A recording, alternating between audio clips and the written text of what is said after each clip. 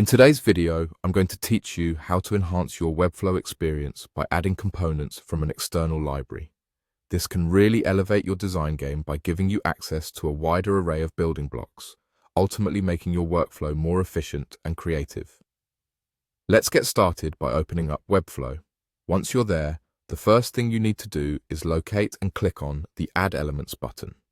It's a central hub where you can find various elements to incorporate into your design. Now, once you're in the Add Elements section, you'll want to click on Layouts. When you do, you'll notice a starter library that pops up. This is a great place to begin if you're just starting out, but we're going to dive a bit deeper and explore more options.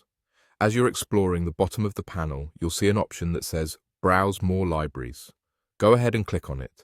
Keep in mind, it might take a little bit of time to load, so patience is key here. Just hang tight, and soon you'll be redirected to another site. Once there, you'll be presented with a vast selection of components that you can browse through. There are so many different styles and types to choose from, really giving you the flexibility to customize your site to suit your needs. Now, if you've already got something specific in mind and you spot it among the options, you can click on it to select it. After selecting your desired component, you'll click on Install Library Free. Again, it might take some time, so sit tight and wait patiently as it processes your request. Once the library is installed, you'll need to choose which site you want to add these components to. Find your project in the list, click on it, and then click Install. This will directly apply these new components to your chosen Webflow site. Now that everything is set, go back to your original site in Webflow.